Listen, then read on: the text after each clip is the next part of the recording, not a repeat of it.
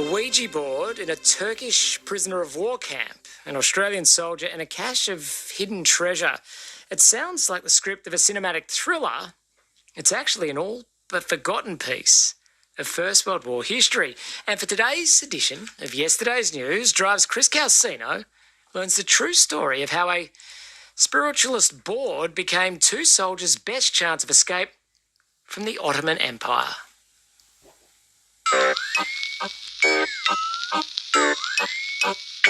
When it comes to surviving as a soldier, cunning, resourcefulness, and a very healthy serving of good luck are all excellent attributes to possess. But back at the tail end of the First World War, one Australian soldier proved that having skills as a stage magician and conjurer could also be very handy additions to the arsenal. Cedric Waters Hill was a flying ace and a master of deception, and probably the only prisoner of war in history to use a Ouija board to help get himself released. But that's all still to come. Old CW was born in 1891 at Maryvale, just northeast of Warwick on Queensland's Southern Downs. He grew up on Fassifern Station at Anglesburg, a rather Germanic-sounding town that would be renamed to Kalbar during the First World War due to anti-German sentiment, where his old man owned one of the best Clydesdale horse studs in the state. Hill saw the Swedish-born American magician Nate Leipzig perform. Now, this fascinated him so much that he studied and practiced becoming a conjurer. Hill became a magician and also developed a passion for flying, and even built a glider in the backyard of his home. Now, when the First World War was declared in 1914, Hill went from Ipswich to England, where he enlisted in the Royal Flying Corps.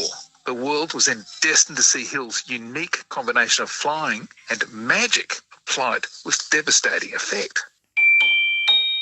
That was Harold Peacock from the History Out There blog, a man who possesses immense power of both inquiry and illusion, and happens to have fallen in love with this story.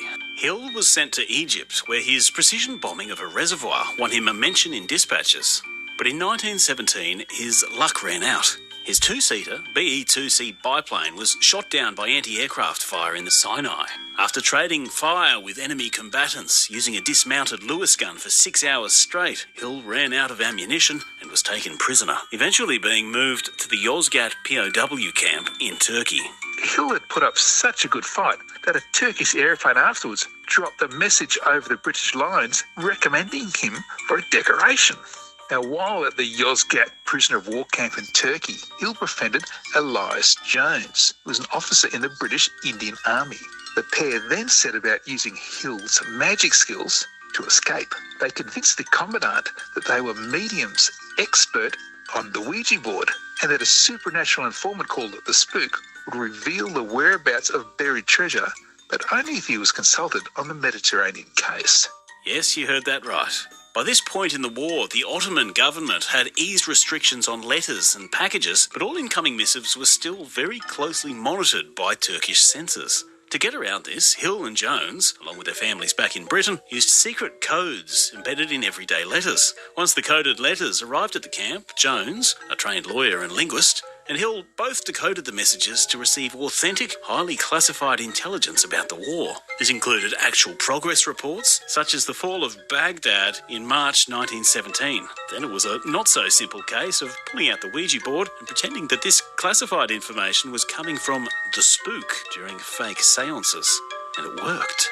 Hill and Jones first convinced the guards, then the interpreter, known amongst the men affectionately as the Pimple, and then the commandant that these riches were waiting to be found on the Mediterranean coast. They had them hook, line and sinker.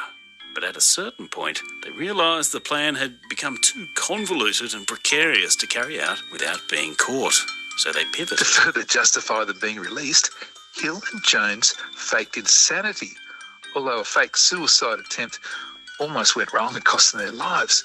But it did convince the Turks to let them go. This staged double suicide attempt was so convincing because one slip almost made it the real thing, and Jones was nearly strangled to death and lost consciousness in the process. The incident left no doubt in the captors' minds that these men had lost their sanity, leading directly to their transfer to a military hospital at Constantinople, where they had to maintain their performance under very close scrutiny from the medical personnel. Hill feigned religious melancholia, sitting for hours with a blank stare, holding an open Bible and fasting until he suffered from dysentery, while Jones acted out a severe persecution mania, convinced that people were trying to kill him.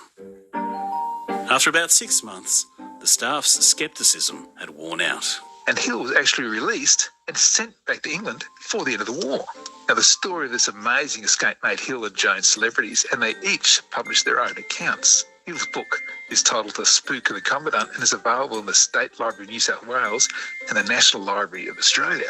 Now, after such an ordeal, you might expect Hill to settle down to a quiet life back in the country. Not so.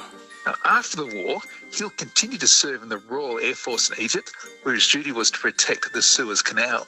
In 1930, he took leave to visit his family back home in Calabar and Grantchester. Hill took off from Kent in England in an attempt to beat Bert Hinkler's record for the shortest time for a solo flight from England to Australia. Now, he was 2 days ahead of Hinkler's time when, on the final leg to Darwin, Hill crashed in the Dutch East Indies, which of course prevented him from breaking the record. Now, instead, another aviator by the name of, I don't know, it's Charles Kingsford Smith, someone like that, broke the record and took the global fame that might actually have been Hill's.